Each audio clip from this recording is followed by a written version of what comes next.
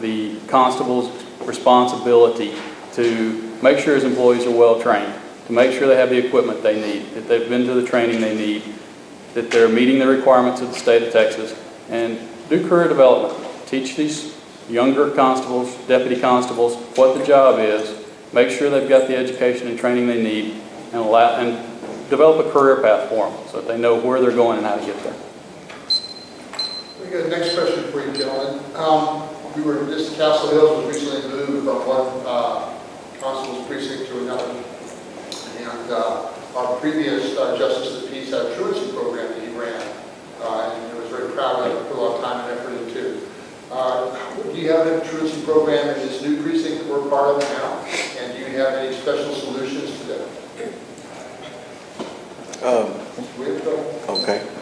As far as the truancy goes on this, I'm not sure if we have any implemented truancy programs in place right now. As far as I'm sure we do with the courts with themselves, but I don't know if the constable office has any kind of program or any kind of business as far as taking care of the truancy, watching the truancy throughout the times that they're out on the streets. I wouldn't know that, but I know if I was in office, then that would be one of my primary duties, or one of my primary responsibilities, is to make sure that the truancy is cut down in our community. Okay. Constable?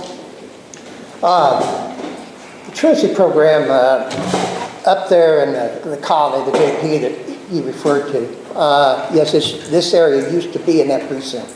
Now it's in JP or Con 6, what we call Con 6, and the JP down here has done very little truancy because the school district, the Carrollton Farmers Branch School District, sends their truancies over to another place.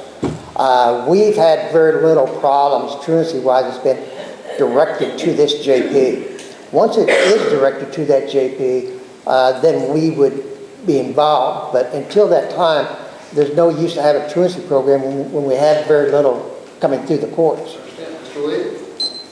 I agree. If you can use your resources more productively and wiser in different areas, then that's certainly what you should do as an efficient manager of that office. However, like the constable said, if that process does arise and it comes through the JP court, the paperwork comes over to the constable, the deputy constables, then absolutely, if there is a problem, you have to get involved. If it becomes a larger problem, then I think it's incumbent upon the constable to work with the JP and the school district and not let that problem snowball. If you see it's a problem, then take some proactive steps and try to limit that as much as we possibly can. You can't overemphasize the importance of our children and keeping them in school, keeping that educational foundation going. Thank you. This is a two-part question. Mr. Lee, if you would start. What are your two top priorities for the constable office, and how do you plan to implement them? Training and equipment. You can't overemphasize the effect of training. Proper training, proper education keeps you out of lawsuits. Keeps these deputy constables and the constable himself current on current law, current on civil process, and the way in which you serve the process and do your job. Equipment. Officer safety is always a primary concern.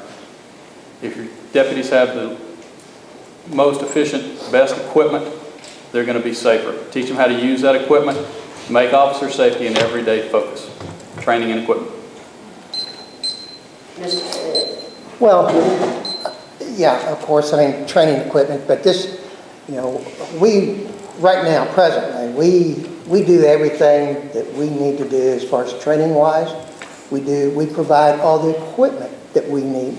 Now, this office, you've got to understand, is not the Sheriff Department. It's not the Carrollton Police Department. We're handling certain things, and we don't need everything they've got. We can spend the money or go to budget and commissioner's court and say, give us, but that's not what we're doing.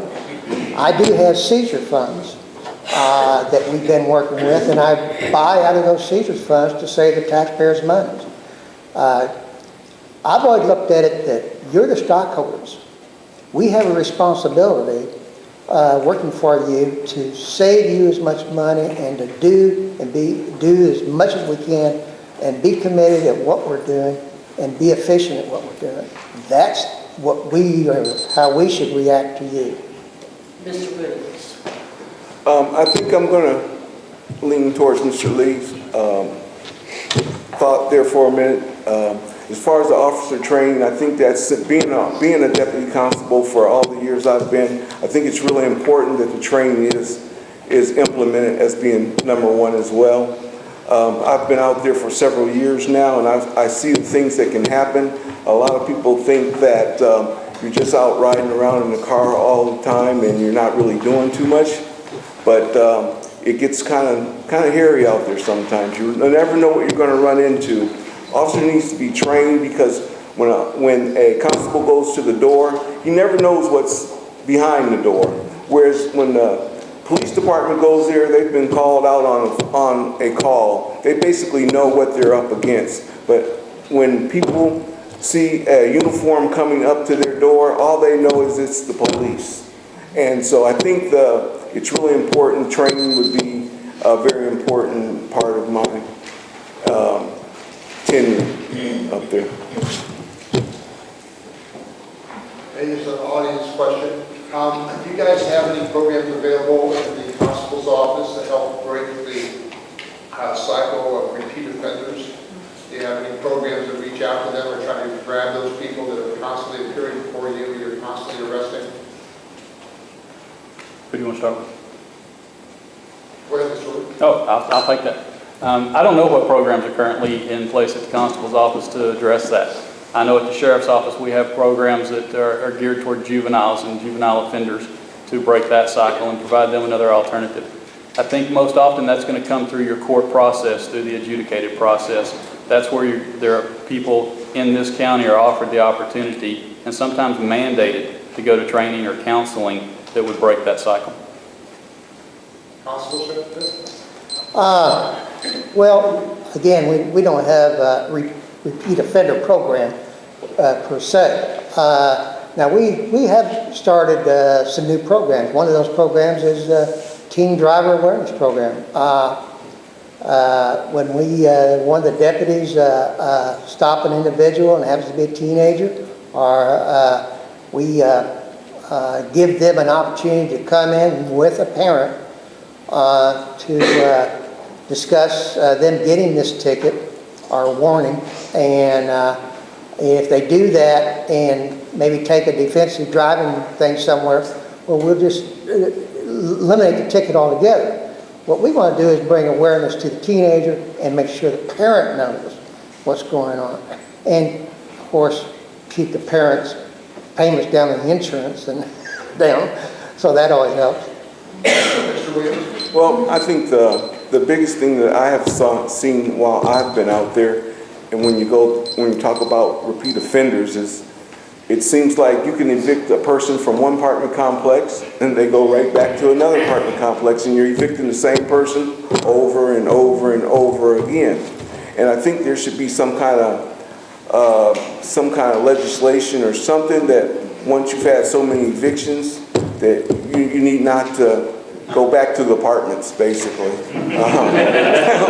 because it's really you really would be surprised. I've seen it over and over again, and they're repeat offenders, and there's nothing in place for anything like that. But then where are they going to live?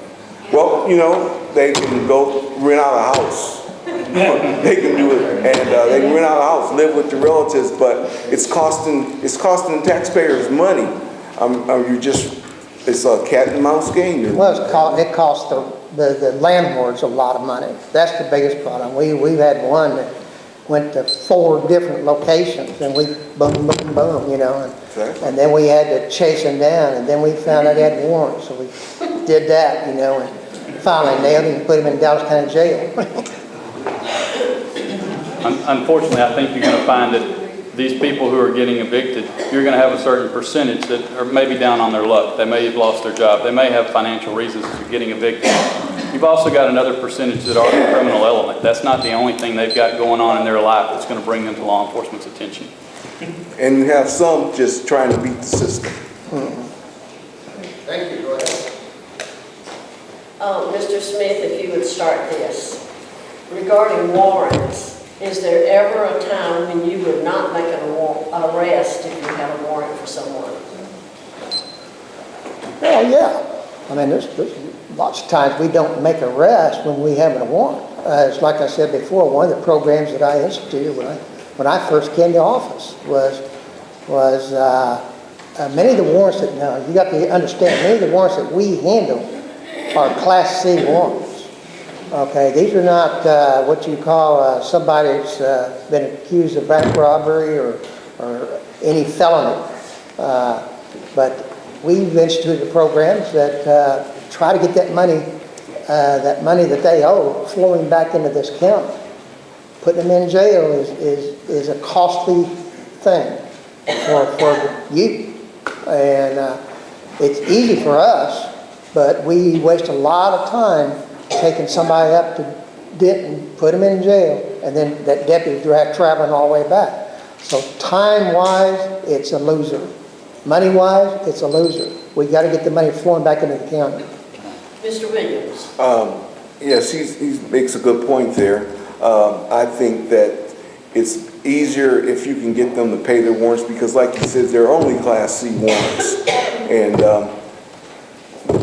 the thing that we do, they turn into capious warrants after they haven't paid. They've made arrangements with the courts, and the courts have not paid their fines with the courts. And then I know in Dallas County, I'm not sure how it's in Denton County at this particular time, but you're required to go to jail once you've made a payment plan and you break your plan, and then they turn into warrants. So there's times where you have to go to court and have to go to jail.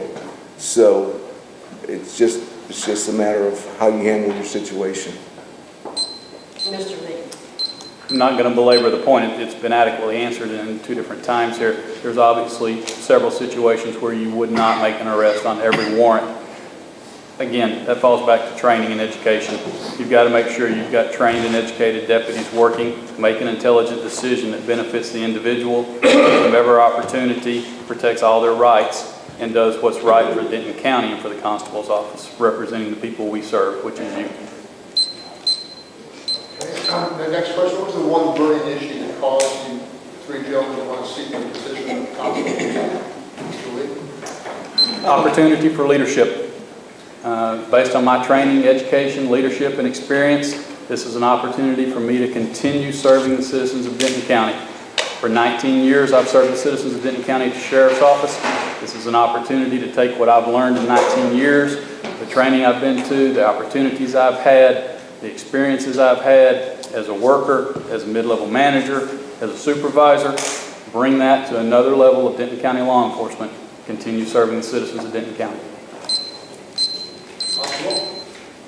Well, certainly I'm running for re-election because, number one, we're doing a good job. We have citizens that I've communicated with throughout the area that has made phone calls, has endorsed my campaign, who have spoke positively about what we're doing. I've talked to city council people, I've talked to Carrollton Police Department, I've talked to county commissioners,